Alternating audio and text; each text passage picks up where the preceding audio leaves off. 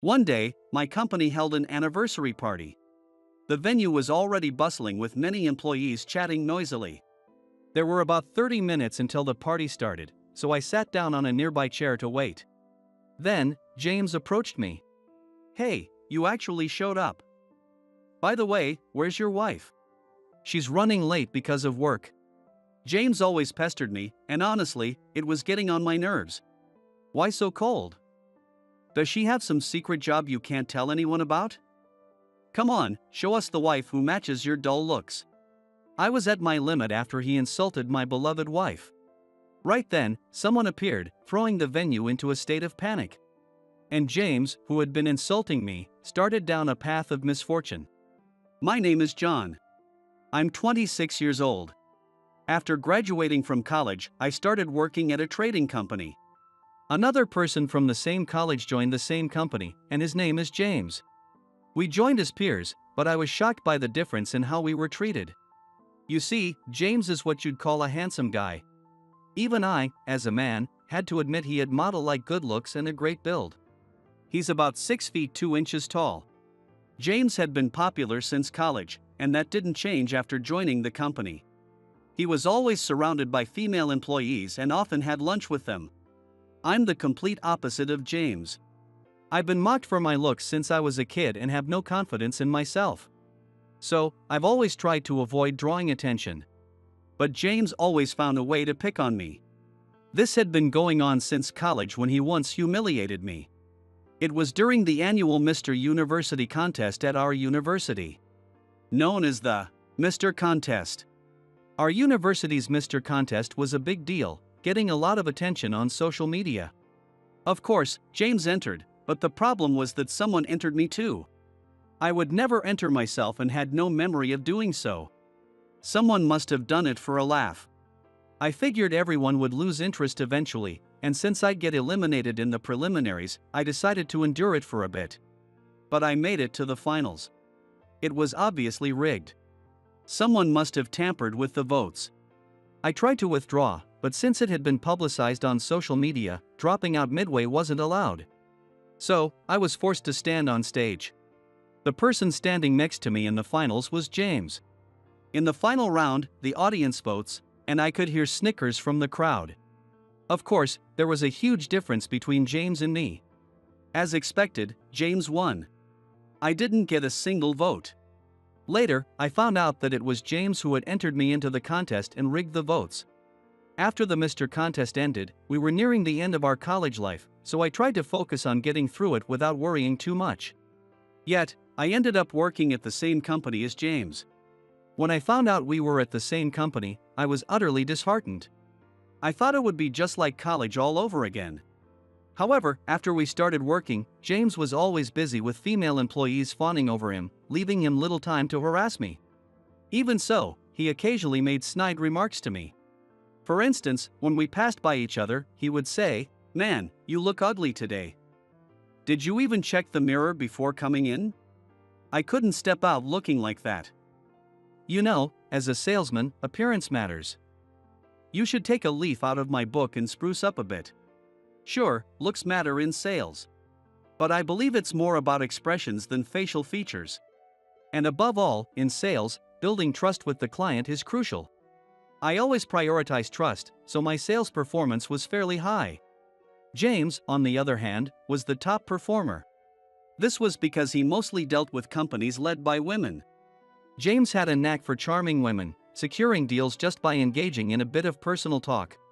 Many men didn't think highly of him, but no one could complain about his top sales record. Around 2 years after joining the company, a company-wide drinking party was organized. We were seated in close groups based on age. So I ended up sitting opposite James. Since we had a 3-day weekend coming up, everyone seemed to be drinking at a high pace. James was already drunk by the time he started picking on me again. "So, I hear you're married." "Yeah, so what? But you didn't invite anyone from work to the wedding, did you?" "Isn't that strange?" "Not really. More people are having small, family-only ceremonies these days. You didn't invite anyone because you're too embarrassed to show your wife, right?" "That's not it at all. As I tried to explain, James burst into a crude laugh. Nobody wants to see your wife anyway. I felt drained, unable to muster a response to James's offensive laughter and remarks. Then, perhaps thinking I was angry, James started saying things like this. Don't be mad. We were Mr. Contest buddies, remember? Colleagues around us reacted to his statement. Mr. Contest? Yeah, it's a contest held at our university every year to pick the best-looking guy. And both James and John competed in it? One colleague inquired with a puzzled look. Yep. It's hilarious that this guy entered the Mr. Contest. And we went head-to-head in the finals. Of course, all the votes went to me. And he got 0. At that moment, I truly hated James.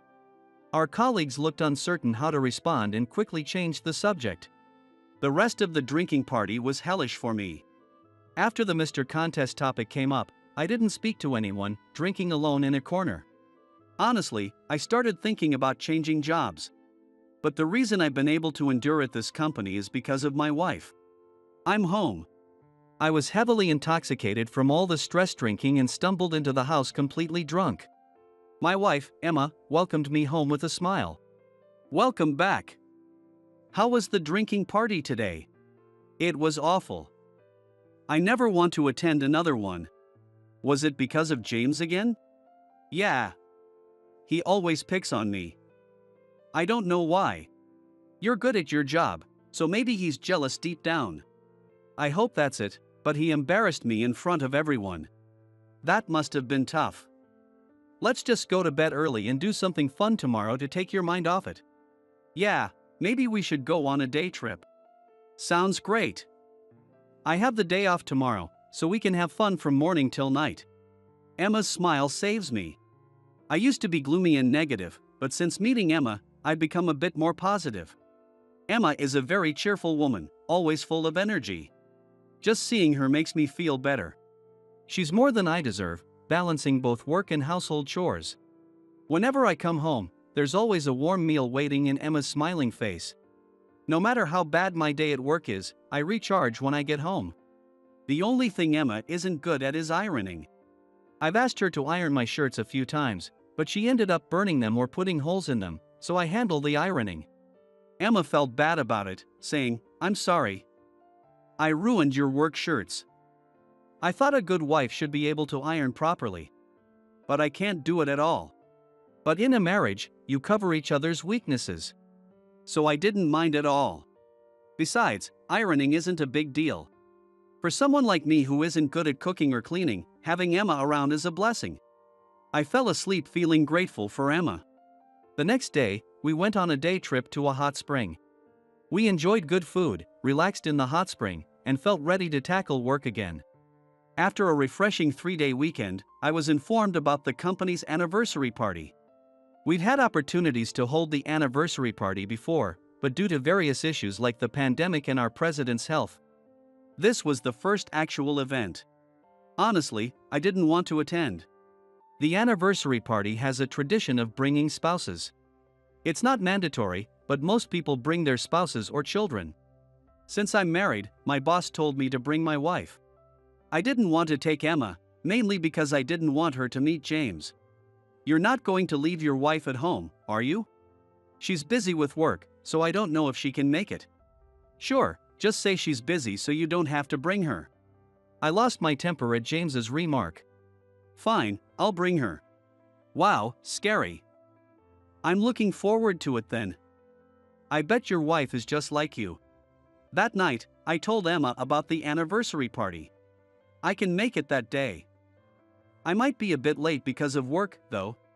That's totally fine. I'm sorry to drag you into this. Don't worry about it. I've been curious. About what? That James guy. I've wanted to meet him, so this is a good opportunity.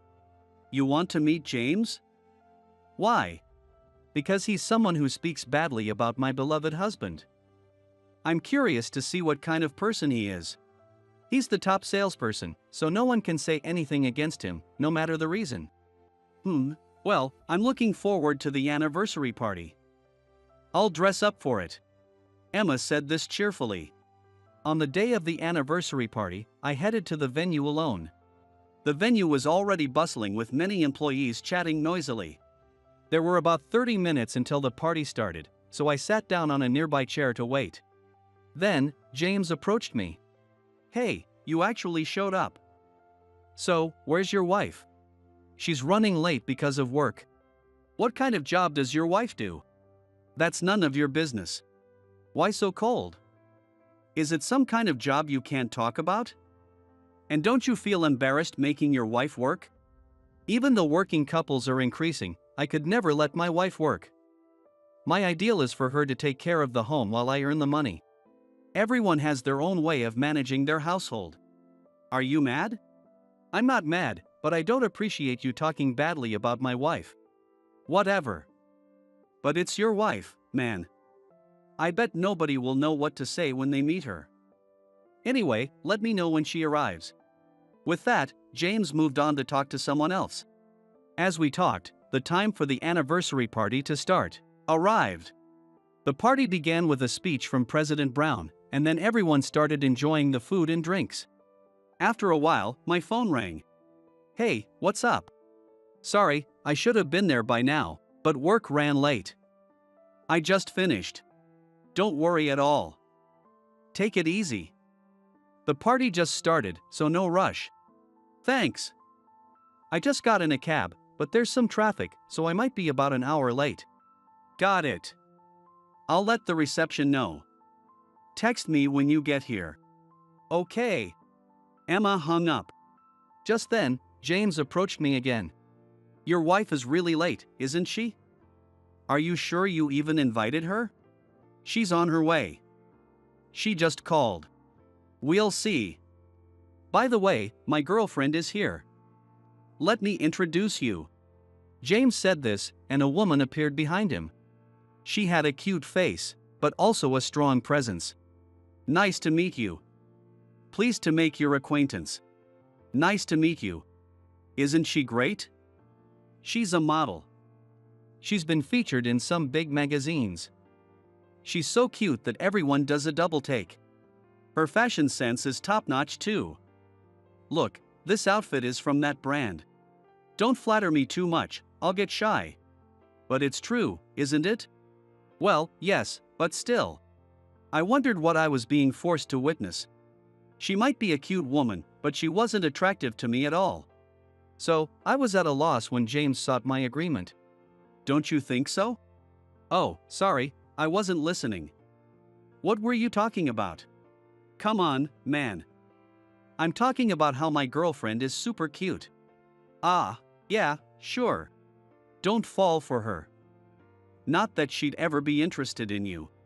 As we talked, there was a commotion near the entrance. "What's going on over there?" While everyone was focused on the noise, I noticed a missed call on my phone. I had missed Emma's call because I was distracted by James and his girlfriend, Emily. She had sent a message saying she had arrived and was coming into the venue. I decided to go meet Emma at the entrance. As I made my way there, I overheard nearby employees talking. "Hey, isn't that the actress everyone's been talking about?" "No way, but she does look familiar. Remember, we were supposed to have a surprise guest today?" "That must be her. What's her name again? Wasn't it Emma?" "That's right. Her skin looks amazing in real life. Even in a simple dress, she has such an aura, definitely not like an average person." As I listened to their conversation, Emma spotted me and walked over. "Sorry I'm so late. I really wanted to get here earlier to enjoy the party." "It's fine. You're in the middle of shooting a new movie, right? Thanks for coming even though you have a busy schedule." "No problem. I love parties, so I was really happy when you invited me." As Emma and I talked, the surrounding chatter grew louder. "What's her relationship with that guy? They look pretty close, don't they?" Being the center of attention made me uncomfortable, and I wasn't sure how to handle it.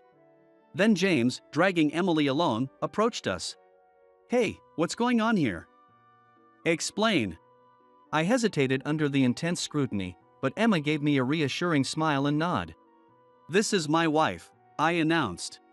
Everyone in the room reacted with surprise. What?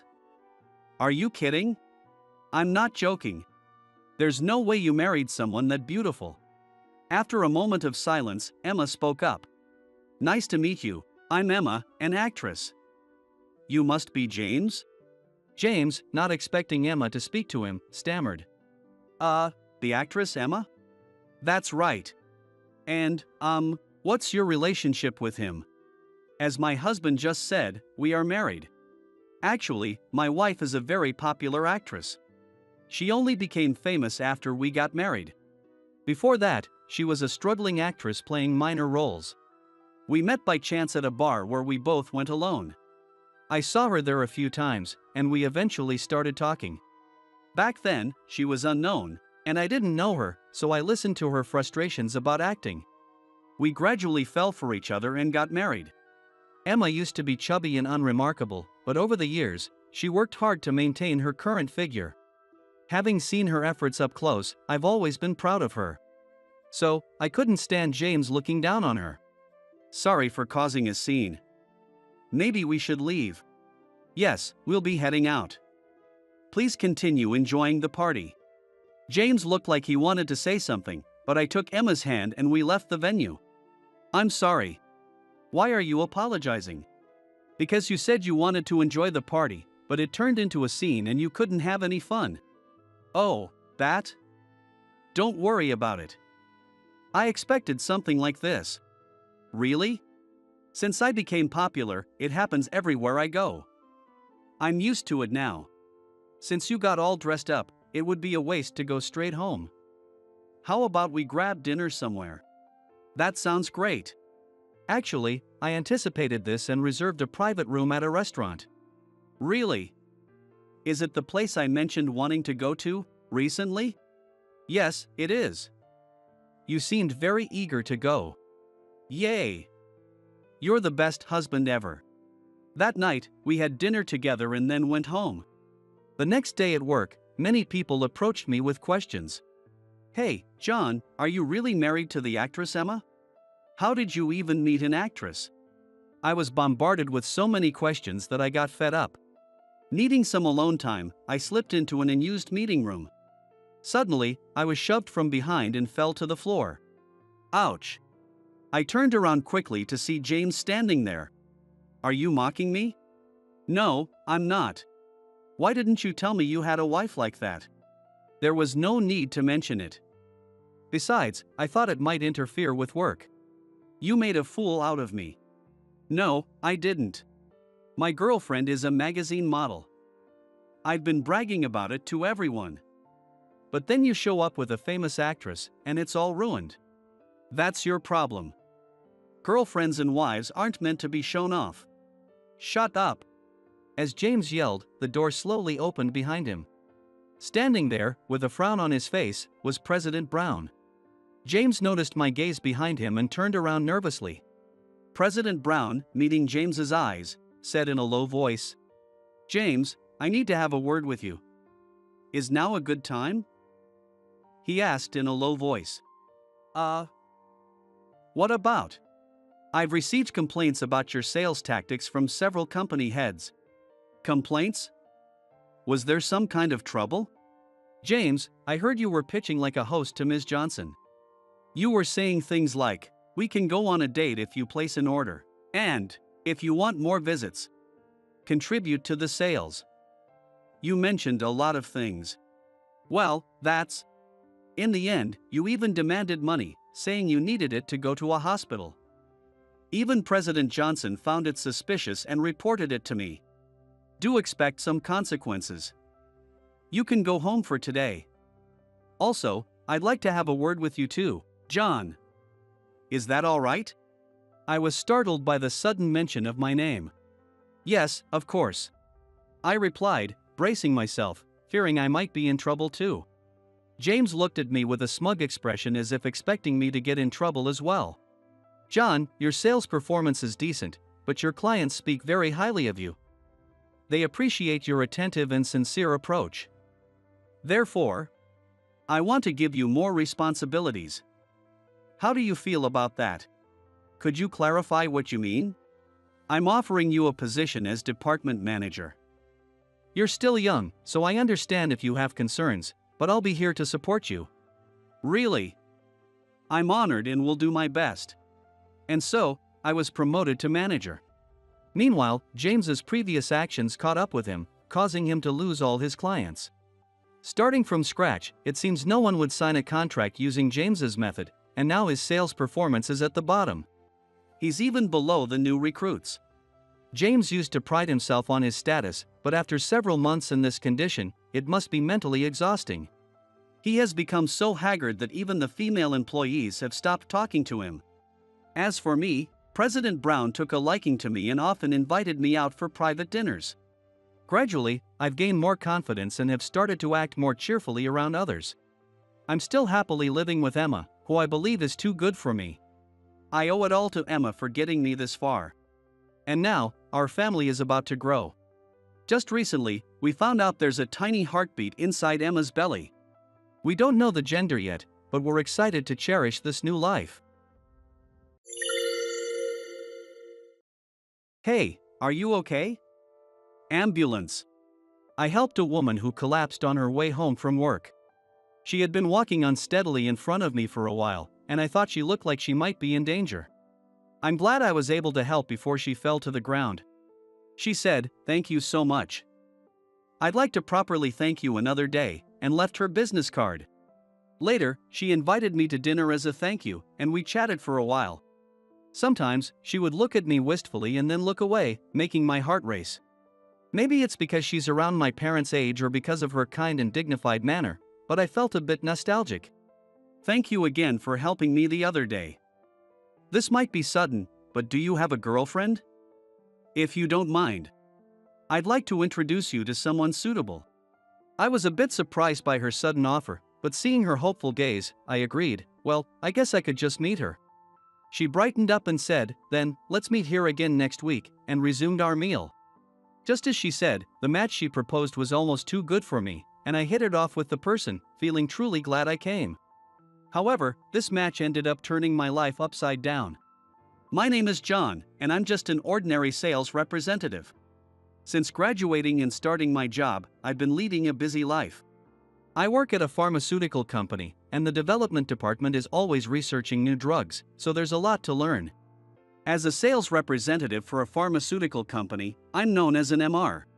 Since we handle drugs that can also be harmful, I always update my product knowledge and aim to sell correctly. Thinking this way, studying during breaks and after work is essential. I joined a pharmaceutical company because I wanted to help save people's lives. Therefore, I hated doing a half-hearted job and studied thoroughly, researching anything I didn't know right away. I vowed never to sell with incomplete knowledge. Thanks to this, my performance has been great, and I've earned the trust of many doctors who say, "John is sincere and reliable."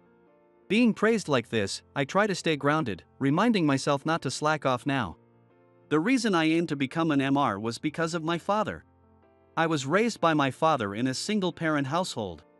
He worked and did all the housework perfectly, and I want to be a father like him if I ever get married. However, my father had a chronic illness. It was a mild condition controlled by daily medication, but he always took his medicine secretly, not letting me notice, and loved me dearly. Seeing him like that made me want to work in healthcare. But being from a single-parent household, I didn't have the funds to attend a prestigious medical or pharmaceutical school. Nor was I smart enough to aim for a private university's medical or pharmaceutical department. So, I aimed for the science department at a private university, joined a pharmaceutical-related seminar, and set my sights on a pharmaceutical company. Even if I couldn't be in research, I wanted to deliver ever-evolving medicines to those in need as a sales representative. If possible, I hoped to relay feedback from users to the research department, contributing to the development of more effective and easier-to-take medications. My boss in the sales department is very strict. "John, are you ready for the sales visit?" She is Sarah, a woman who recently transferred from the research department and taught me everything about drugs. "Oh, you're in the sales department, but you study diligently." This was our first conversation on her first day after transferring. I still remember it. And the conversation continued. "John, keep up that studying. It will be your weapon. What is our job as MRs? To sell drugs? That's half correct, half incorrect. I listened intently to her words. Our job is to deliver the right drugs, with the right knowledge, to the right place. Drugs can become poisons depending on their use. We indirectly hold people's lives in our hands. That's why we must thoroughly master our knowledge and convince the doctors. This was her teaching, which aligned with my own thoughts. The difference was her overwhelming knowledge. She had a background in pharmacy and worked in the development department, sharing her expertise with me. John, did you go through the materials from the other day? Yes, but I have a question about the drug interactions. During our commute in Sarah's car, we reviewed materials and held oral study sessions. This time was very precious and appreciated. Throughout the company, Sarah was known to be quite strict. I often got teased with comments like, "John, how do you manage under such a tough woman? Are you a masochist?" Well, she is strict, but her guidance is spot on. I know I'll be fine if I follow her lead, so I'm sticking with her. She may be tough, and people even call her team the military, but she never says anything unreasonable, always listens until the end, and never abandons her guidance. Although I've never seen her smile, she properly evaluates effort and sets higher goals. There's no doubt that I am where I am today because of Sarah. One day, I was walking home, completely exhausted. I had many hospital visits that day, moving from place to place. By the time I was heading home, it was already past midnight. Studying after getting home today seems impossible. With that in mind, I concentrated more than usual on my materials during the commute and ended up missing my stop. I decided to walk the extra station home, thinking it might be a nice change. The unfamiliar path felt refreshing. I didn't know this street existed. Maybe I'll leave home early, have breakfast at that cafe, and study there, I thought, walking home while daydreaming. Suddenly, I saw a woman walking unsteadily in front of me, looking like she might collapse any second. I thought she looked in danger, but I hesitated to approach her, thinking it might scare her. However, her unsteady steps suddenly halted, and she disappeared from view. Oh no! I threw my bag aside and rushed to her, catching her as she fell. "Hey, are you okay?" "Ambulance!" I lightly tapped her shoulder, but she seemed unconscious. I laid her down at the side of the road, using my jacket as a pillow. I took out my phone from the bag I had thrown aside and called an ambulance. Soon, the ambulance arrived, and as I was interacting with the paramedics, the woman suddenly sat up. "Where am I?" she asked, looking around. "Oh, you're awake. You collapsed while walking, so I called an ambulance." "You seemed unconscious. How long was I unconscious?" I briefly explained what had happened. "I see. Thank you so much. The paramedics are here now, so I'll be fine. I'd like to thank you properly, but I don't have anything with me right now. Could I have your business card?" "Oh, no, please don't worry about it. It was nothing." Helping someone is just natural, so her gratitude felt a bit embarrassing. I was about to leave quickly, thinking it was enough that she was okay. "Please, let me thank you," she insisted. "If you insist." "Please don't worry about it," I said, handing her my business card before leaving. Even though I felt I hadn't done much, I thought about how dangerous it could have been for her to collapse alone at night and felt a bit better about myself. That night, I slept very soundly, feeling a sense of accomplishment. "John, can I talk to you for a minute?" The next morning, as I arrived at work, Mr. Smith called me into his office with a serious expression. I wondered if I had done something wrong. Pondering over this, I headed to his office. "John, you've done something incredible." As soon as I entered, Mr. Smith spoke without looking at me. What could I have done? My mind raced until he continued, "Have a seat. It's better than standing and talking." I sat in the plush chair, my heart pounding. "You did a great job, really. A major achievement." At his words, I looked up. In front of me sat Mr. Smith, beaming. I felt relieved. "You helped a woman on your way home yesterday, right?" "That woman is Dr. Thompson, the director of Central Hospital." Mr. Smith, clearly excited about the prospect of securing a major contract, continued. "We received a call from her this morning. She said she was rescued by you and is willing to reconsider the new drug proposal we previously pitched. Apparently, the woman I helped was a significant figure. She is renowned in the medical field, consulted by major figures both domestically and internationally. This new drug pitch is a big one. I want you to handle it. It's a major opportunity, so you can take Sarah with you if necessary. Thanks to you, the company's future looks bright. Even if it's not an immediate contract, build a good relationship. Mr. Smith seemed very pleased. Back in my department, I reported this to Sarah. I see. You can handle this contract alone, John. You'll be fine, she said before leaving. So far, for such major contracts, even if I was the lead, she would always accompany me. Could this mean I've finally been acknowledged? Pondering this, I started my work for the day. Thank you so much for the other day. Are you free next Friday? I'd like to take you out for a meal as a thank you. There's something I'd like to discuss. That same day, I received a call from the female doctor I had helped the previous night. She's really conscientious. Honestly, being thanked so formally felt a bit embarrassing, and I wasn't too enthusiastic, but after Mr. Smith's comments this morning, I couldn't refuse. So, I agreed to meet her for dinner on Friday, hoping to also secure a business opportunity. Great. I'll pick you up on Friday then, she said and hung up the phone. For the dinner, I thought my usual suit wouldn't be appropriate, so I prepared some casual formal clothes. John, got a date tonight? I was teased, but it was better than embarrassing my host. As I left the office, there was a luxury car waiting in front of me. I'd been waiting for you, let's go. Are you okay with seafood? I was thinking of taking you to my favorite French restaurant. She smiled warmly, dressed in what looked like very expensive clothes. I didn't properly introduce myself the other day. Thank you again for your help. My name is Emily Thompson. She handed me her business card as she thanked me again. The card read Emily Thompson, Director of Central Hospital, just as Mr. Smith had mentioned. I got into the car, guided by her, feeling nervous sitting in the back seat with a driver up front. We arrived at an incredibly luxurious French restaurant, and dish after dish was served. Honestly, I was too nervous to fully enjoy the food, but seeing her smile at me from across the table, occasionally looking wistful, made my heart race.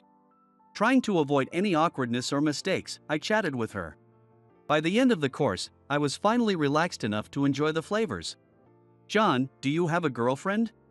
Dr. Thompson suddenly asked, looking directly at me. No, I don't. Oh, sorry to ask so abruptly. So, you don't have a girlfriend, she said, touching her chin thoughtfully. If you don't mind, I'd like to introduce you to one of my protégés. It should be a good match, even if it doesn't lead to a relationship. Seeing her earnest gaze, I nodded impulsively. On the appointed day, I returned to the same French restaurant. I thought, she must really like this place. I was also excited to try the dishes I had been too nervous to enjoy before. When I mentioned Dr. Thompson's name, I was led to a private room in the back. Oh, I've been expecting you. You're John, right? The gentle voice came from a lovely woman who smiled at me. Nice to meet you. Dr. Thompson set this up for us. I'm Grace. It's a pleasure to meet you. Her graceful gesture of tucking her long hair behind her ear made my heart skip a beat. Nice to meet you, I'm John. Thank you for meeting with me. Despite being our first meeting, the dinner went smoothly. I work under Dr. Thompson as a doctor. As I heard, you're sincere and impressive, she said, smiling softly, making me feel flustered. No, I'm just an ordinary sales representative. It's an honor to meet someone as wonderful as you. I was a bit apprehensive about the introduction, but I'm glad I came. I blurted out a response and immediately hung my head, wondering if I seemed too self-deprecating. She laughed softly, covering her mouth. That's perfectly fine. I've heard about your dedicated work. There's no shame in your profession. Next time, why don't you come and sell your medications to our hospital? I nodded eagerly. Dinner with her was genuinely enjoyable, and I wished the time could last forever. Dr. Thompson has a son she's estranged from. Since you helped her, she's been talking about you and her family more often," Grace said, smiling, but her words gave me pause. "She should visit him," I murmured. Grace gave me a troubled look. "Yes, I think so too. If they can meet, they should. But Dr. Thompson isn't the type to give up without a reason. So there must be something going on." "Oh, I'm sorry. I didn't mean to speak ill of someone you respect so much, Grace." "Don't worry about it. Anyone would think the same if they didn't know the full story." After that, we continued chatting about various things and ended up agreeing to meet again. Before I knew it, I had fallen for Grace, not just for her charming looks but also for her bright and kind personality. After several dates, we arranged to meet again. But this time, it wasn't Grace waiting for me at the meeting spot, it was Dr. Thompson. "Ha! Dr. Thompson, what brings you here?" Looking apologetic, she said, "I'm sorry, but I really needed to talk to you." Grace agreed to give me some of her time. "She'll be here in about 30 minutes, so could we talk for a bit?" She then led me into a nearby cafe. After our iced coffees arrived, Dr. Thompson began to speak. My old surname was Taylor. I reverted to my maiden name, Thompson, after the divorce. "Do you know how Michael Taylor is doing?" She looked at me with a slightly sad expression. "Michael Taylor. Could it be that the estranged son Grace mentioned is?" Dr. Thompson nodded slightly, leaving me bewildered. "Why didn't you come to see us all this time? Why did you leave my father?" I had so many questions. Let me explain in order. It was my fault. I neglected you all because I was too absorbed in my work. I heard you chose to work for a pharmaceutical company after seeing Michael's chronic illness up close. It's a noble dream to save lives. But family comes first. Cherish them." She took a sip of her coffee. "I worked hard to save others, but in doing so, I neglected my family. Michael couldn't bear it anymore and handed me divorce petition, saying, 'How can a mother who doesn't even care about her own child's growth save anyone?' That was a wake-up call for me. I realized that while I had saved many lives, I had missed what was most important." She stirred her straw, looking very sad. Maybe the wistful look she had during our first meal together was because she was remembering the divorce. "Why didn't you come to see me? You could have at least done that." I was about to say that much should have been possible, considering she talked about her son to Grace, but I stopped myself. Dr. Thompson shook her head weakly, filled with regret and sorrow. "Michael didn't forgive me. So, at first, I thought I'd keep my identity as your mother a secret." Seeing her weak smile, I didn't know what to say. "I'm glad we met, Mom." Hearing me call her Mom, she shed a single tear. "And I think Dad will forgive you too, if you talk it out. You've introduced me to a wonderful person, and I'm satisfied seeing your face again. Let's go to that French restaurant again." I was so nervous the first time that I couldn't taste the food. Turning away in embarrassment, my mom laughed. "Oh my, you say the same thing as Michael. All right, we'll go again. And it seems you really like Grace." It was a good match, wasn't it? I looked straight at her and nodded. "It's a promise, this time with Dad. Grace is amazing. She's such a pure-hearted woman. I want to protect her with everything I have." "John." I heard Grace's voice behind me. She must have arrived and heard everything I said about her. Feeling suddenly embarrassed and blushing, Dr. Thompson laughed. "Take care of my child. I've raised her like my own daughter." Grace, blushing, looked down. Dr. Thompson stood up and said as she was leaving, "Oh, and your boss, Sarah. She's quite strict, isn't she?" "She's my best friend." I looked up in surprise. "What? Sarah?" I must have looked very shocked, and my mom laughed softly. "Since I couldn't see you, Sarah was keeping an eye on you. I've always heard about your hard work from her. I'm proud of you." I should thank Sarah for switching from research to sales at my request. As I stood there in a daze, Grace's voice brought me back to reality. "I feel like I've just heard something incredible." Smiling, she called over a waiter and ordered tea and a refill of my coffee. "So, where should we go today?" Her innocent excitement about our date made my heart warm, and I decided to address everything later. I focused on her for now. So, you heard everything, huh? Later, during a break between sales calls, I told Sarah about the conversation I had with my mother. So, I guess my job here is done. John, you've really done well. Do you remember what I told you when we first met? I nodded. An MR indirectly holds people's lives in their hands.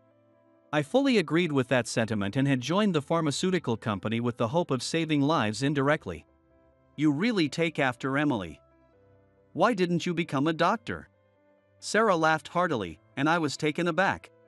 It was the first time I had seen her smile. So, you do smile, Sarah. Of course, I'm human. Once Emily asked me to look after you, I made it my mission to get you ready for the world. She said, puffing on a cigarette.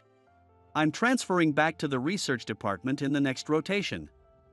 You're more than capable of handling things on your own now. If you need anything, just drop by the research department. Thank you for everything.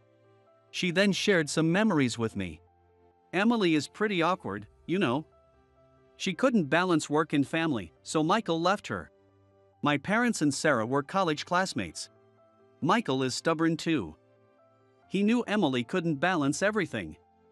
Even now, both Emily and Michael keep in touch with me. They both care about you a lot. Apparently, my father had also been checking up on me through Sarah.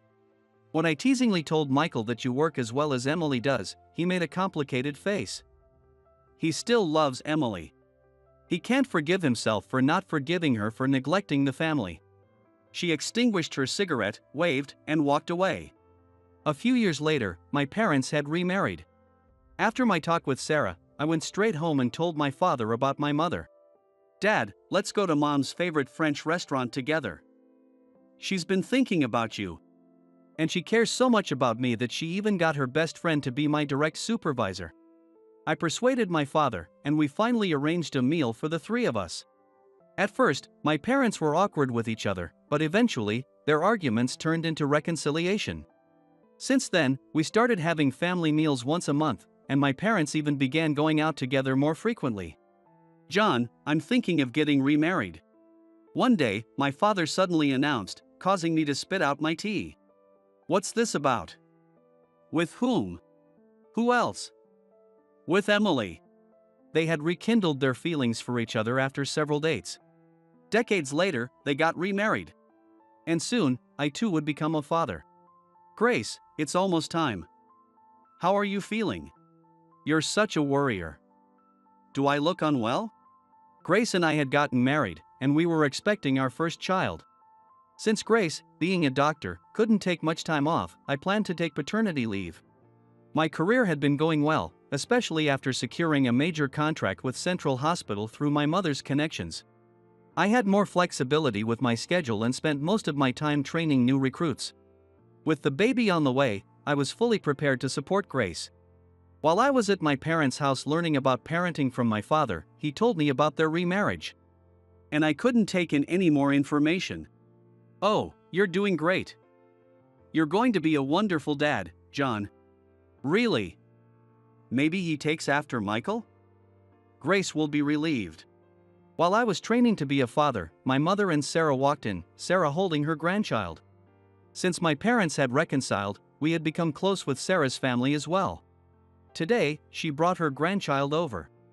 Grace will be here soon. Could you help prepare dinner? My mother said, placing a load of groceries in the kitchen. My father and I exchanged glances. My mother couldn't cook at all. Seeing the groceries she bought, we both sighed. Hey, how many people are these groceries for? For us, Sarah's family, Grace, about 10 people? My father sighed at my mother's innocent smile. She's so cute, but really, she can only work, nothing else. Following my father's lead, I started prepping the ingredients as he instructed. As we busily worked on the various dishes, the doorbell rang. Grace, welcome home. Just sit down and relax. Oh, let me help with something. It's fine, it's fine. The men in this house are very capable. Pregnant women should sit and rest. My mother, already sipping on a drink, encouraged her to sit down. "Oh, my family will be here soon too," Sarah said, leisurely playing with her grandchild. Knowing the real party was about to start, my father and I refocused on finishing the meal preparations. When the doorbell rang again, Grace answered it. The party began. Seeing everyone's smiles made me grin from ear to ear. "John, you did great. Let's make our home just as joyful," Grace said, handing me a cold beer with a smile. Looking at her, I made a promise. We will definitely have a happy home. I'm Nick. I'm a young employee at Mitchell Motors, a major car manufacturer. I've loved cars since I was a kid, and after working hard to gain knowledge, I joined this company. My efforts were recognized. And now I'm part of the development team, leading a busy but fulfilling life. Today, after finishing a long meeting for a new product project and about to leave my seat, I was stopped by my manager, Tom. "Nick, do you have a moment?" "Yes, Tom. How can I help you?" "Don't be so tense. It's not a big deal. You know the part we're using for the new product in the project you're on? The one we discussed in the meeting." "Oh, that part. Is there something about it?" "Yeah, as mentioned in the meeting, we're planning to outsource it. I want you to take charge of selecting the contractor." "What? Me?" I couldn't help but raise my voice in surprise. Seeing me flustered, Tom smiled gently and patted my shoulder. "Life is all about experiences. But isn't it too soon for me to handle such an important task? This outsourcing deal is worth $100 million. Can I really manage it?" "Don't worry. Here's a list of candidates. All of these companies are reliable and have excellent technology. Other employees will help with the negotiations and contract procedures. I want you to visit these companies and develop your eye for quality." "Develop my eye?" "Yes, it's a big deal, but it's a necessary experience for your future. I trust you, so go with confidence. If you have any problems or doubts, you can always consult me." Encouraged by his smile, I left the meeting room, still feeling nervous. The list he gave me included companies we have had long relationships with, all trustworthy and technologically capable. If I choose from this list, there's little chance of failure. From that day, I spent a few days contacting the companies on the list and visiting them. Today, I'm visiting the last company on the list. "Nick, we've been expecting you. Please come this way." A young female employee politely guided me to the reception room. Probably in her mid-20s. She respectfully handed me her business card. "Nice to meet you. My name is Anna." I looked at the card from her. I thought she might be in sales, but she was actually in the technical department, which surprised me a little. "Did you think it was unusual for a woman from the technical department to come out?" I must have shown it on my face. She hit the nail on the head. I wondered if it was rude to be surprised by her gender. But it would be strange to lie and try to cover it up. I decided to be honest and nodded. Yes, I thought it was a bit unusual to see a woman in a technical role in this industry. I'm sorry if that was rude. It's fine. I hear that often and don't mind. "Nick, can we discuss the details of the project?" "Of course. Please take a look at this material." I handed her the documents and briefly explained the project. As expected of the technical department. Her understanding was quick, her questions were specific and precise, and the conversation flowed smoothly, leaving me with a clear mind. After the meeting, I left her company feeling much better. Of all the companies I've visited, this one seemed the most promising. I thought about consulting Tom about it while glancing at my watch. It was just before noon. It was lunchtime. I decided to gather my thoughts over lunch before heading back to the office. I walked a bit and spotted a small diner. I walked in and found that more than half of the seats were already occupied. I sat at a table for two, placed my bag in the storage area, and looked over the lunch menu. After some deliberation, I ordered the daily special. While casually sipping water and glancing around, I noticed that the diner had become completely full. A few people were waiting near the entrance, and the staff were asking customers if they could share tables. A waiter came to me with the same request, and having no reason to refuse, I agreed. Soon, the waiter brought my tablemate, and our eyes met, causing me to gasp in surprise. "Oh! Oh!" We recognized each other and exclaimed in unison. It was Anna sitting across from me. Looking slightly embarrassed, Anna greeted me and took the seat in front of me. "What a coincidence," she said. "Yes, it's lunchtime, so I thought I'd have a meal before heading back to the office." "That's right. This place is great, affordable, generous portions, and delicious. I highly recommend it." Anna, clearly a regular, ordered without even looking at the menu, then placed her phone on the table. Her phone had a faded blue minivan keychain, which caught my eye.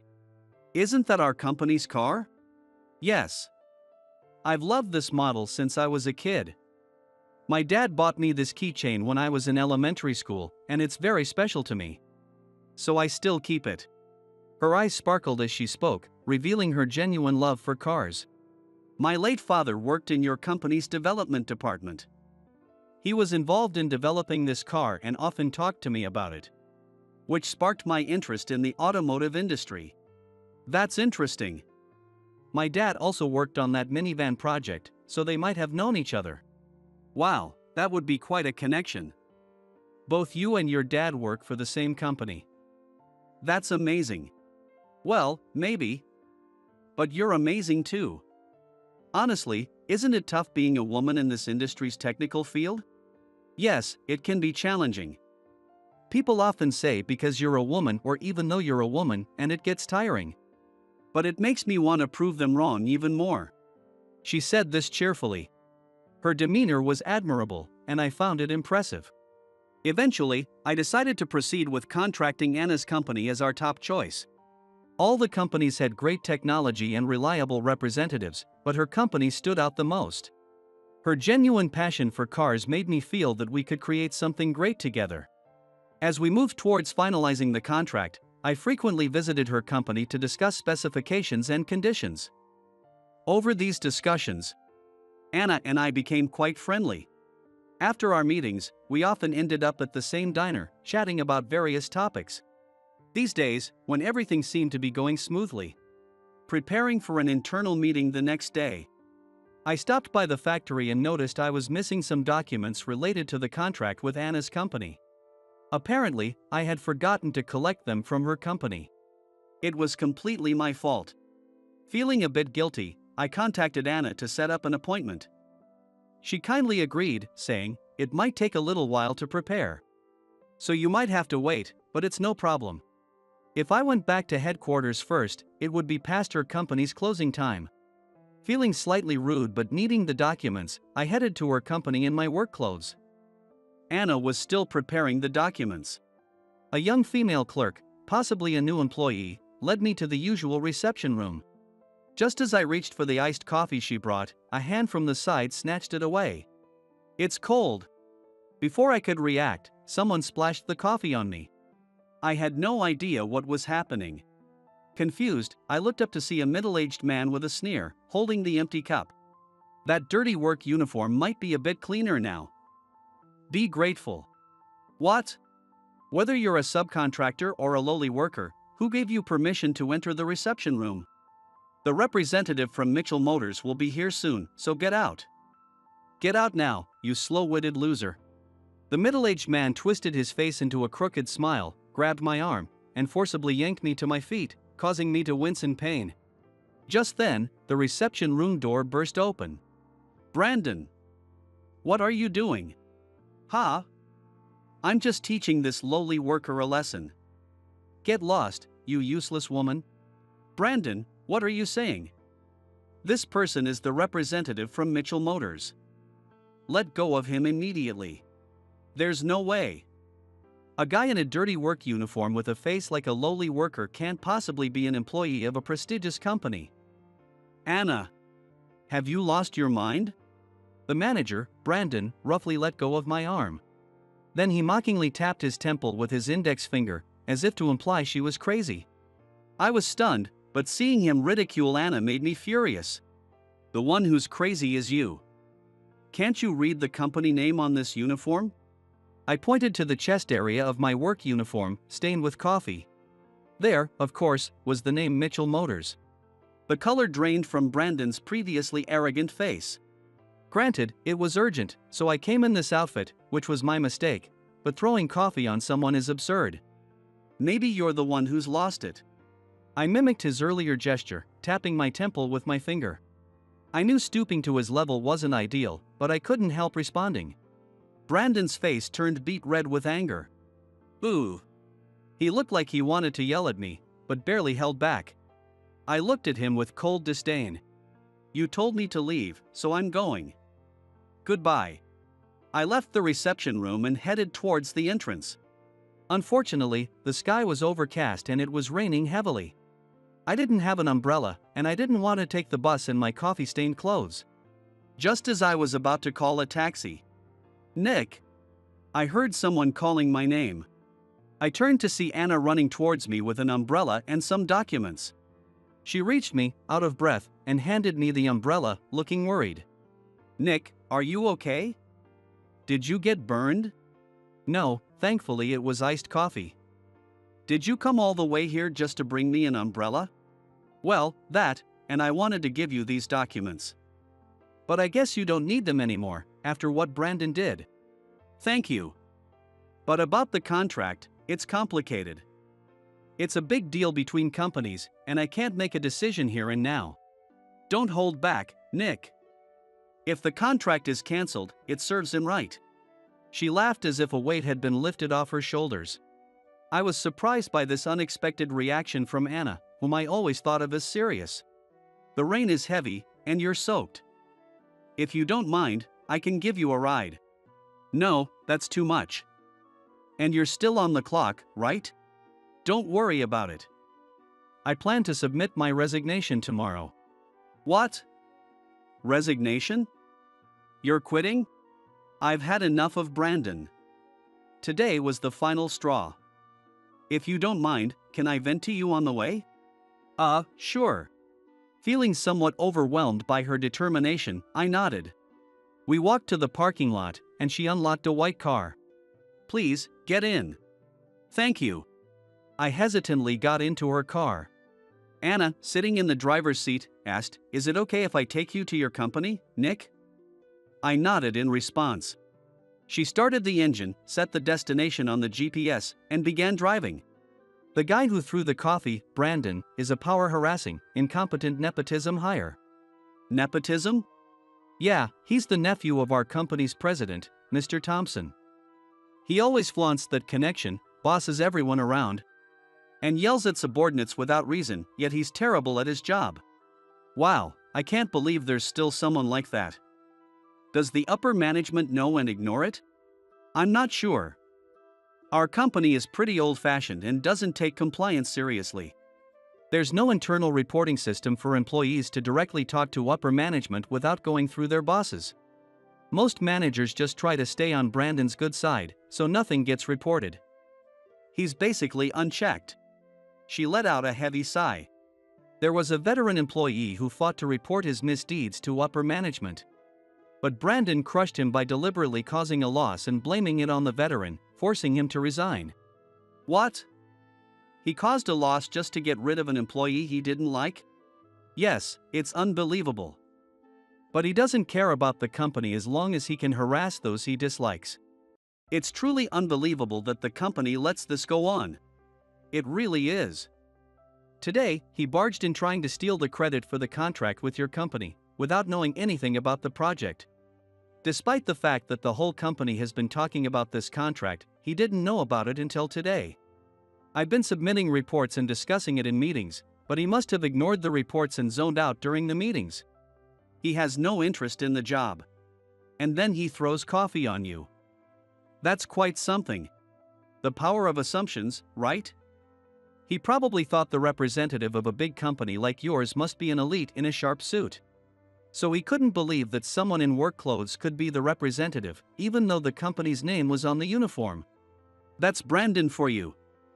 Many employees have left because of him. Whether they were forced out like the veteran or left because they couldn't stand him anymore. Those who stayed are either trying to curry favor with him or just avoiding trouble. I love this industry, so I endured his tyranny. But I've reached my limit. I see. I didn't realize there was such a problematic person in your company. I was tasked with assessing people and companies. But I still have a lot to learn. Don't be too hard on yourself. It's impossible to know the internal dynamics from an outsider's perspective. Only a detective or an officer might be able to figure that out. She sighed deeply, probably one of many sighs she's let out. She's likely been struggling with this for a long time. I wondered if there was something I could do for her. There is one thing. Though it might bring me down to Brandon's level, which I wanted to avoid if possible. But desperate times call for desperate measures. After a moment of thought, I decided to speak up. If you had a way to get back at Brandon, would you take it? Anna looked at me with a blank expression. She might have wondered why I suddenly brought this up. After a brief pause, she nodded. If there's a way, I'd like to see him face consequences. Someone like him ruins the environment for making good products. I don't want to waste the efforts of my colleagues and predecessors who fought against him. But Nick, what's your plan? It's simple. We'll fight fire with fire. It's a bit childish, but since he started it, I think it's justified. She looked puzzled, but I smiled reassuringly. After she dropped me off at my company, I headed straight to a certain room. As I walked, the employees I passed seemed surprised by my appearance and the odd air about me. But I knocked on the door of a specific room without paying any attention to their reactions. A few days later, under the pretext of a business meeting, I called Anna to our company's conference room. As I led the way and knocked on the conference room door, I could sense Anna gasp behind me. Mr. Mitchell? Inside the meeting room was Mr. Mitchell, our company president. Anna, being a car enthusiast, must have recognized him. She stood there, stunned. You're Anna, right? My son has told me a lot about you. Your son? She seemed confused, trying to remember if she knew anyone with the last name Mitchell. Mr. Mitchell looked at me and smiled. The man standing next to you. Wait, really? She looked at me. And I nodded. Really? Yes, really. I heard your father worked at the same company, but I had no idea you were his son. But your last name is different. She looked puzzled, glancing between Mr. Mitchell and me. I use my mother's maiden name, Anderson, at work to keep my position as the president's son under wraps. My real name is Nick Mitchell. Only a few executives and some employees know about it. I was born into a privileged family, with parents who, despite their busy schedules, showered me with love. I love cars and have always admired my father, who works hard for the company. I worked hard to follow in his footsteps. However, being in a perfect environment often led to unwarranted jealousy and envy. When I did well on exams or entrance tests, people would accuse me of using my parents' influence. The same went for sports and the arts. Even compliments like your parents are so accomplished, so of course, you'd turn out great too didn't bring me any joy. Friends would jokingly call me rich boy, but it stung. In high school, my first girlfriend used me to brag, saying, my boyfriend is the president's son.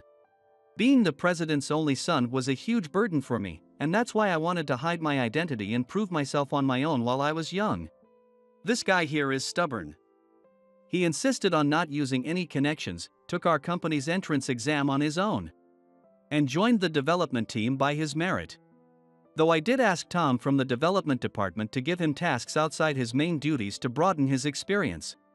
Sending him to handle the contract with your company was part of that.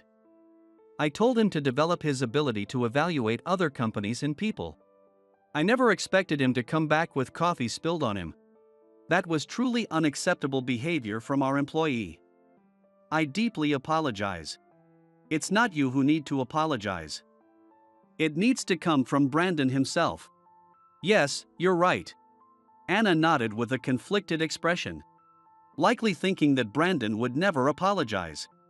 We're thinking of giving him a bit of a scare. A scare? Yes. If he shows remorse and apologizes, that would be ideal. But from what I've heard, he doesn't seem the type. So we'll go directly to the main person, President, Mr. Thompson. My son tells me that many talented employees have left because of Brandon's tyranny. Your company is reputable and skilled, and we'd hate to lose that. To help your company improve, we'll use the contract as leverage and tell them. We can't trust a company that ignores compliance issues.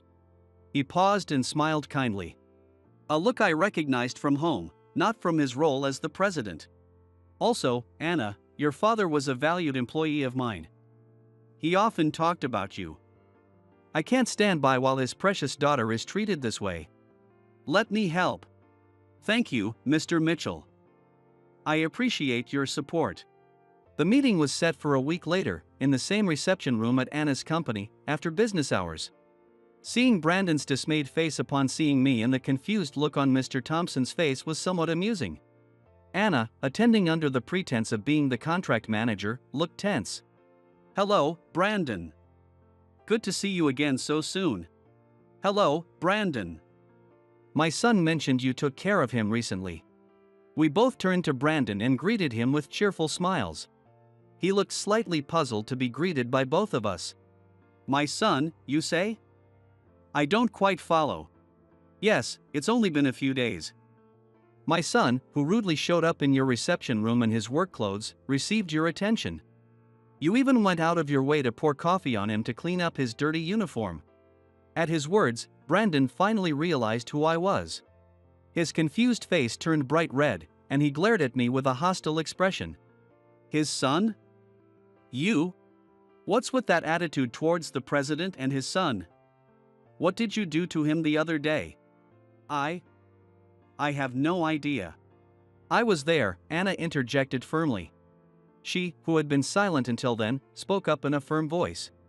Brandon glared at her as if to say, don't say anything unnecessary, but Anna, resolute in her decision to resign if necessary, didn't care. Nick was waiting in the reception room while I prepared documents. Brandon barged in, yelling, your dirty work uniform looks a bit cleaner now.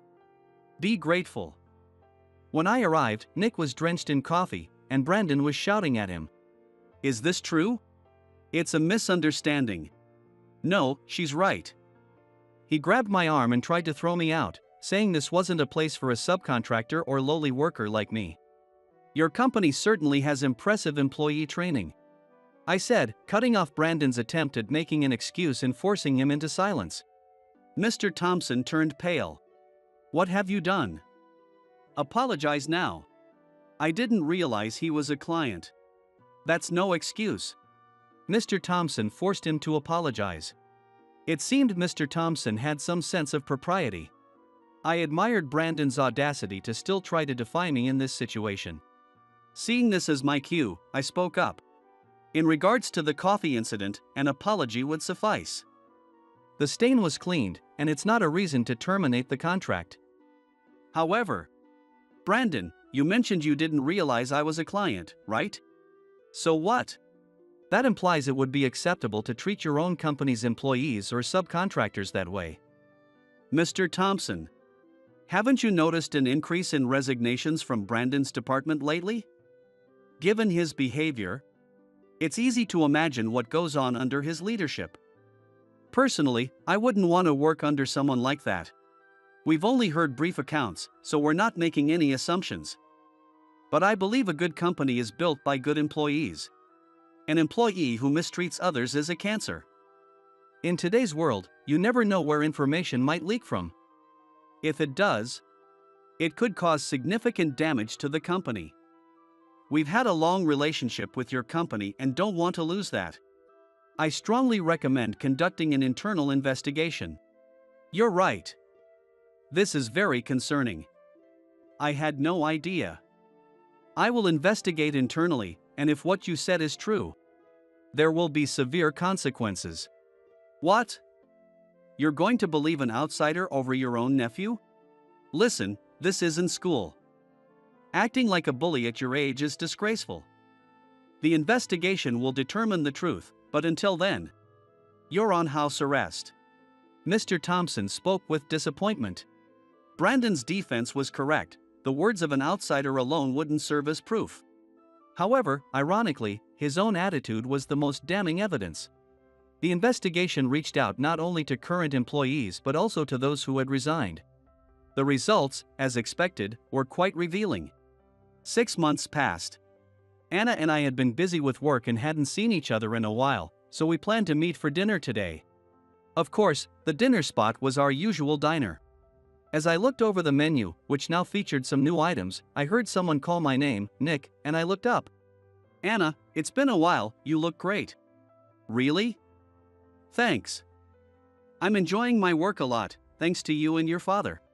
"I'm glad to hear that. We kept in touch via email and phone, but I was worried about you." "By the way, what happened to Brandon?" We had grown even closer, frequently exchanging personal messages. We both still love cars and remain dedicated to our work, maintaining a relationship that feels like comrades in arms. Even after learning that I'm the son of a major company's president, she treats me the same. These days, I find my relationship with her to be very comforting. I haven't told you the whole story. Brandon was transferred to the factory. Initially, they considered firing him. But they decided it was safer to keep him where Mr. Thompson could keep an eye on him. Is it safe to keep him in the company? There's a foreman at the factory, an old friend of Mr. Thompson. If anything happens, Mr. Thompson will hear about it right away. Brandon can't bully anyone there. The foreman is strict and intimidating, and Brandon can't stand up to strong people. I see. That's one way to handle it. It's probably the best way to straighten him out. Exactly. Those who supported his misconduct were also punished. But things are improving. Everyone is motivated to make top quality products again. One day, I'll make something that will impress you, so be prepared. She smiled proudly, looking radiant and beautiful. Life is unpredictable. Anna, who once considered quitting, now shines with enthusiasm. And the man who caused so much trouble faced his consequences. Life can change for better or worse, depending on our decisions and actions. It's time for me to take a leap too. With a sense of determination, I took out a pair of movie tickets from my bag.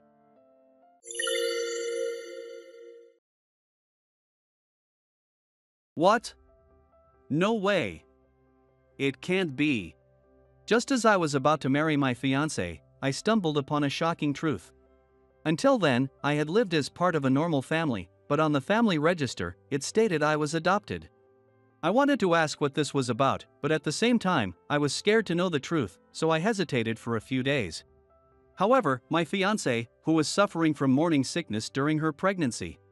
"Whether you ask or not, your parents are still your parents, right?" she said. Even after their biological child, who was 15 years younger than me, was born, my parents never neglected me. They raised me with care. Summoning up the courage, I took the family register and asked my parents about it. My name is David. I'm 23 years old. To help my parents in the future, I work for a real estate company. My parents are what you might call landowners, managing various properties.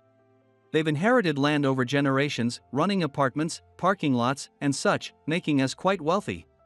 However, when my dad was young, they were just landowners living in poverty. Perhaps because of this, or maybe despite it, my dad's motto is simplicity and frugality.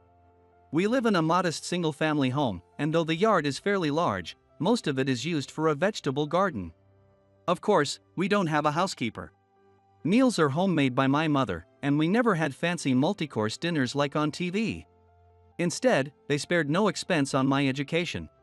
They let me try everything I was interested in from a young age and took me on trips during school breaks, both domestically and abroad. For the experience. One memorable trip was to Spain when I was in 3rd grade. My dad chose it because of its many historical buildings. We also visited France, Germany, Canada, Brazil, and many other places. At each destination, my parents would explain the history and culture to me in an easy-to-understand way. I think they studied history and culture just to teach me.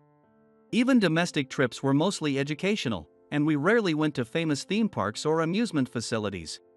We only went to fun places on my birthday trips, and I envied classmates who had annual passes and went often. That said, the trips were not unenjoyable. I liked hearing my parents talk about history and culture and tasting various cuisines. However, I remember not liking British food. Even now, I can't eat haggis, a dish made from sheep's organs. Back then, we all wanted to return to Japan quickly, a sentiment we still laugh about. When I became a middle schooler, I got busy with club activities and studies, and we rarely traveled abroad. My parents encouraged me to take the middle school entrance exam to make future exams easier, but I attended public middle school instead. I simply didn't want to part with my elementary school friends, but in middle school, everyone made new friends, and some of us drifted apart. Looking back, I sometimes regret not taking the entrance exam as my parents suggested. Because of this, I took high school entrance exams seriously, balancing study and club activities, leading to very busy days. My parents must have had busy days keeping up with me, too. I didn't attend any cram schools for studying. My parents, both graduates of a prestigious national university, tutored me themselves. During my club matches, my mom participated in parent activities, and my dad always came to cheer me on. Our routine changed slightly just before I entered my third year of middle school. I thought my mom wasn't feeling well lately, but it turned out she was pregnant. I was told I'd have a brother or sister by next Christmas. I always wanted siblings, so I was thrilled. However, this became a reason for teasing at school. My mom was 42 years old. A late pregnancy. I understood from my dad how challenging late pregnancies could be. But it wasn't something I could explain to all my classmates. By the second year of middle school, everyone knew how pregnancy happened. Being teased for having done those things because my mom got pregnant at 42 was embarrassing. Excited about having a sibling, I ended up in a big fight with a classmate who teased me, leading to a call for my parents. My dad came to pick me up from school. He asked me why I fought, but I stubbornly refused to answer. The other boy also refused to explain when his mom asked him. He probably knew his comments were wrong, but I had a different reason. I thought if my parents knew the reason, they would blame themselves. But no matter how much we kept quiet, the truth eventually came out. The homeroom teacher, informed by students who witnessed the incident, explained everything. The teacher apologized to my dad, and the other boy's mom made him bow his head forcefully. In the car on the way home, I asked my dad, who was driving, not to tell my mother. He promised he wouldn't and said, "Thank you for getting angry for your mother's sake." However, he also scolded me all the way home, saying that even if it was for mom, fighting was not acceptable. Afterwards, the homeroom teacher used class time to explain pregnancy and childbirth in detail, and the boy apologized to me. Although I initially didn't intend to forgive him, seeing how genuinely sorry he looked, I accepted his apology. My sister was born on Christmas of my third year in middle school. My mom, who was preparing for Christmas Eve with the family, went into labor. She was worried about the half-prepared meal, but that was not the priority. I accompanied her in the car driven by my dad. My mom's grip, as she endured the pain, was unbelievably strong for someone usually so gentle. We arrived at the hospital around 6 p.m. on December 24th. 12 hours later, my sister was born. I was allowed to see my newborn sister, and tears naturally welled up as I saw her tiny, clenched hand. "You've become a big brother, David." My mother, with her hair all messy and looking exhausted, said to me.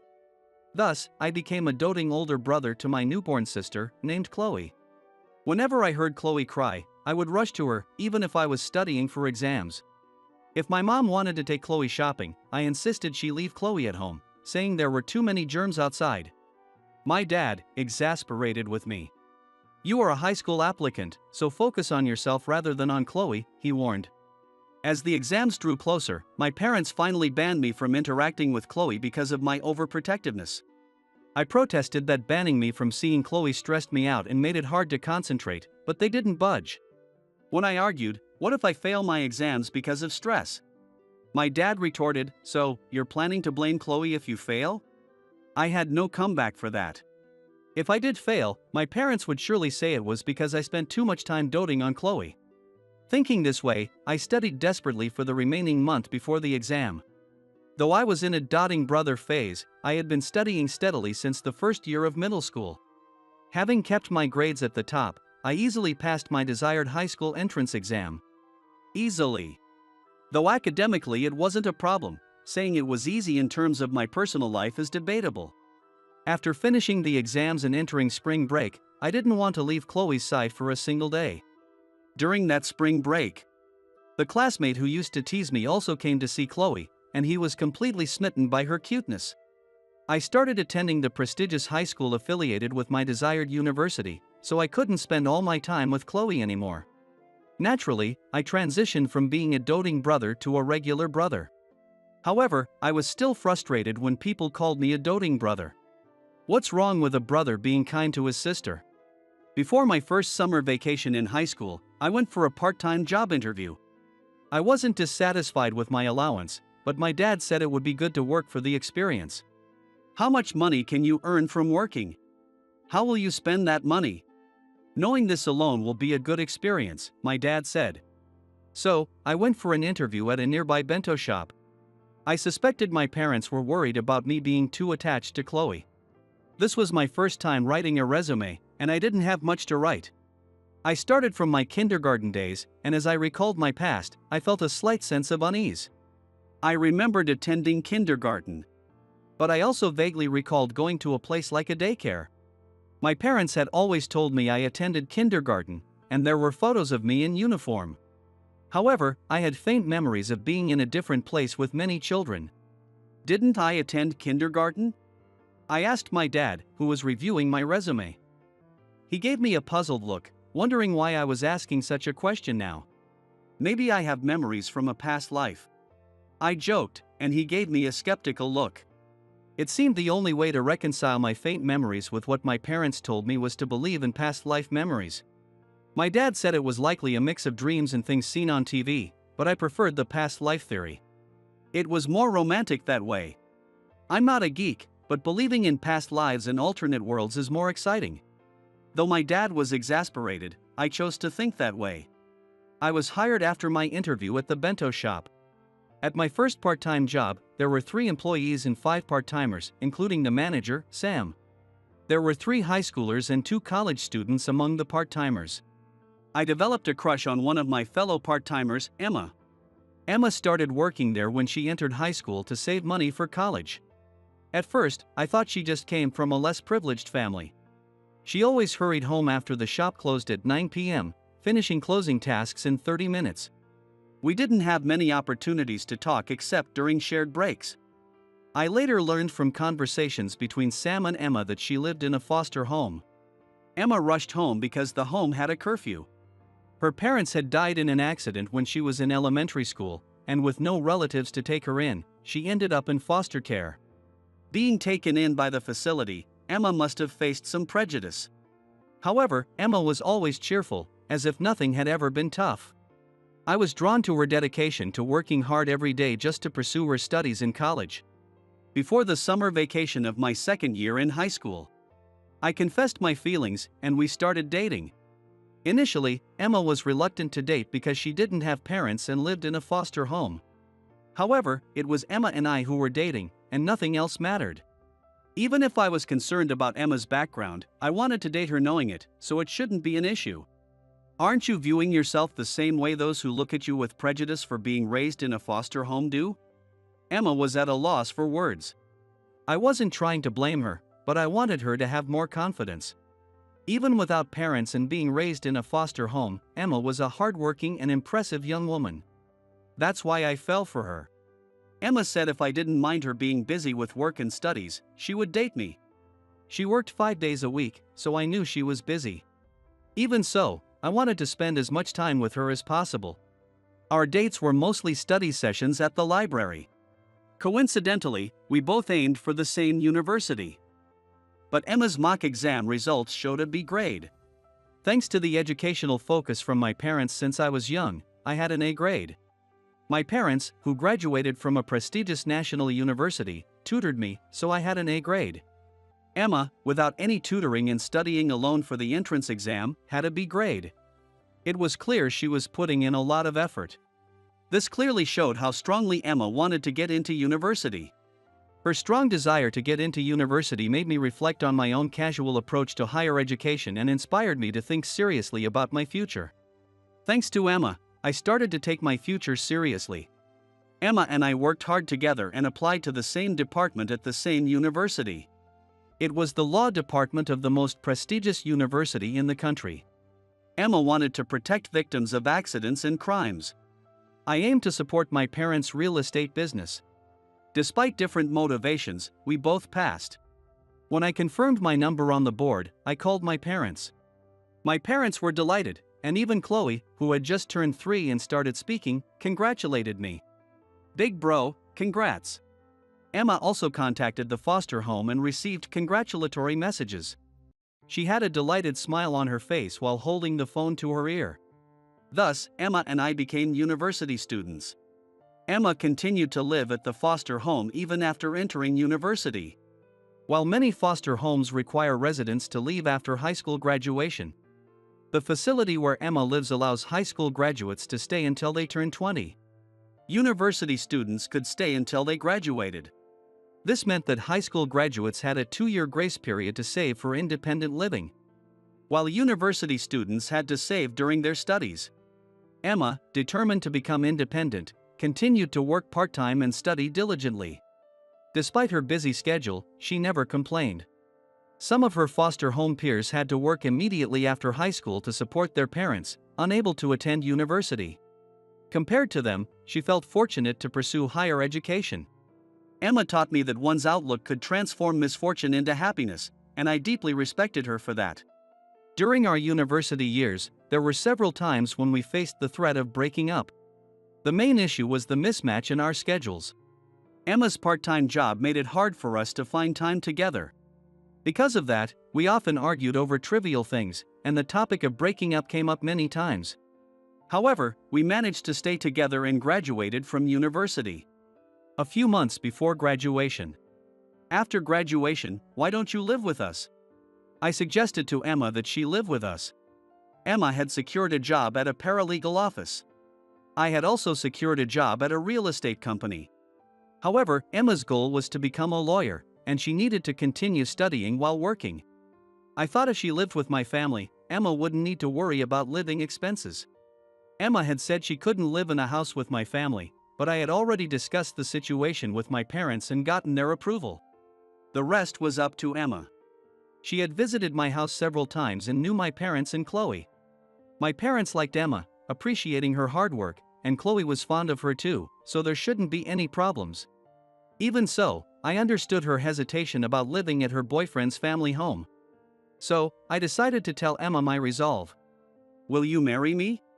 It was a simple proposal. I had planned to say something more touching or memorable, but in my nervousness, that was all I could manage. Emma accepted my proposal, and it was decided she would live with us after graduating from university. Some might think it premature for a university student to talk about marriage, but I couldn't imagine anyone else as my future wife.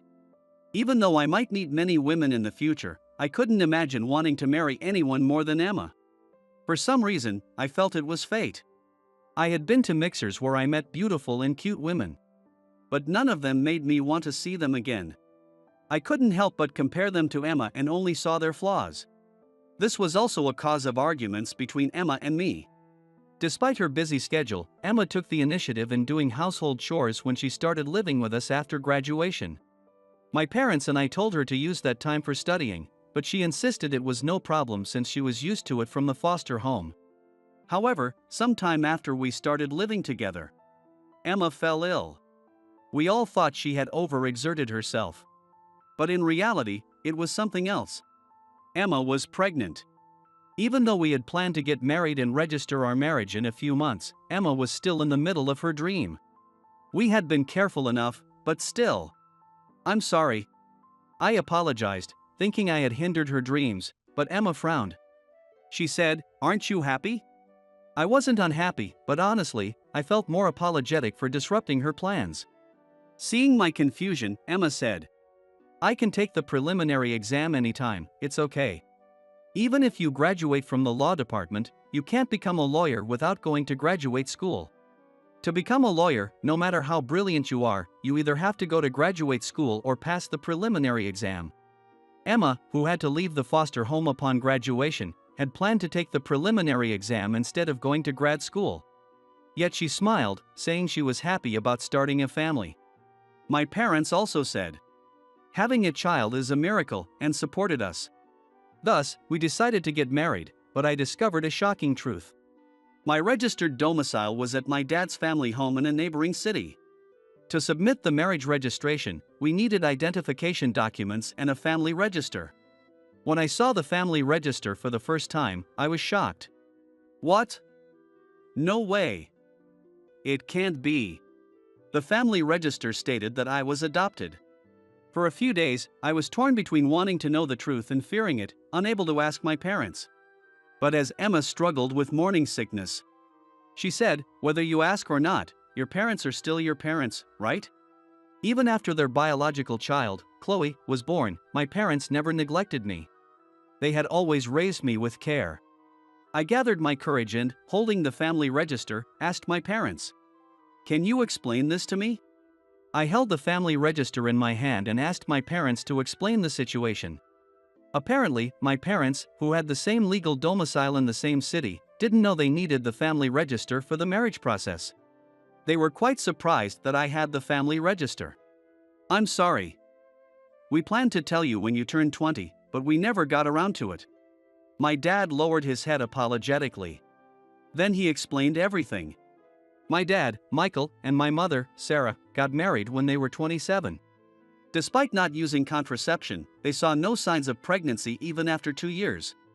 Following the wishes of my late grandparents, they both underwent fertility tests. It turned out that my mother was infertile. Financially well off, my parents pursued fertility treatments, but after 5 years, they still couldn't conceive. When my granddad, who was particular about bloodlines, passed away, they decided to stop the treatments. The treatments had taken a toll on my mother's health and emotional stability. Despite this, she endured it to meet my grandparents' expectations. My dad, unable to watch her suffer, suggested adoption. When my parents visited the foster home where I was, they felt it was fate. I had just turned 4 at the time. I was been placed in an infant home immediately after birth and then moved to a foster home. My name is David, and my dad's name is Michael. They were intrigued by the shared character in our names and spoke to me. Despite being very shy and only opening up to people at the foster home, I smiled at them. Feeling it was destiny that a shy child like me would smile at them, they decided to start the adoption process immediately. My biological dad was unknown, and my biological mother was 16 when she gave birth to me. Since I was only 4, a special adoption could have registered me as their biological child. However, my biological mother had become unreachable, making this impossible. Special adoption requires the consent of both biological parents. My parents tried to locate my biological parents but couldn't. So, I was adopted into their family. To my parents, who longed for a child, I was as good as their biological son. Even after the miraculous birth of Chloe, they couldn't imagine neglecting the son they had raised for over 10 years. I realized that because my parents had difficulty having children, they were able to accept Emma's pregnancy so wholeheartedly. Hearing this, I felt my parents' love more deeply than ever. When Chloe was born, I was 15. It was just before I graduated from middle school. They could have made me independent after middle school since I had completed compulsory education. For the sake of appearances, they could have supported me until high school and then left me on my own. But instead, they continued to love and support me. At that moment, I understood the unease I felt when writing my first resume. What I thought was a daycare was actually the foster home. Though my dad pretended not to know, he must have been anxious inside. I realized they kept it a secret for my sake. It was shortly after Chloe was born, and I was doting on her. If I had known then that I wasn't her biological brother, it would have been a huge shock to me. I might have become bitter, thinking I was unnecessary now that they had a biological child. Understanding my parents' profound love, tears streamed down my face. Thank you. It wasn't something I had thought out. A spontaneous expression of gratitude slipped from my lips. What a time to say that. With tears in his eyes, my dad chuckled, and I laughed along with him. I was certain that my parents would continue to love me as they always had. Our life would go on as usual. A few months later, Emma and I had our wedding. My family, along with several teachers from the facility where Emma grew up, attended the ceremony. Chloe served as the ring bearer, and the ceremony was filled with joy. College classmates and workplace supervisors. With so many people celebrating us, we are truly happy. We aim to make our wedding a joyous and fun occasion. We decided against the traditional emotional letter to our parents. Not everyone at the wedding knew that Emma was raised in a facility. And we saw no need to highlight that. Additionally, it would have seemed odd if I alone expressed gratitude to my parents, so we chose not to include a thank you letter. Instead, I had another plan. A week after the wedding, I suggested to my family that we visit the facility where Emma grew up. In fact, the facility where my parents adopted me was the same one Emma grew up in. Travis, the director who attended our wedding, was delighted that Emma and I, who had both been at the facility, were getting married. So, I had asked Travis for a favor.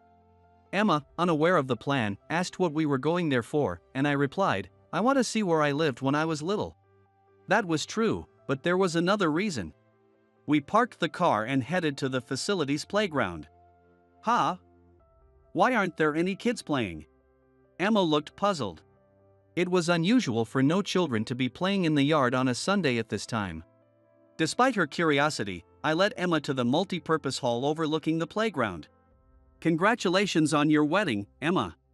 The children shouted, and party poppers went off. Emma was taken aback. I had planned a small wedding ceremony at the facility. It wasn't as grand as the one at the venue, but with the help of the facility's family, we prepared a handmade wedding ceremony. For the past week, I had been visiting the facility with my parents to prepare.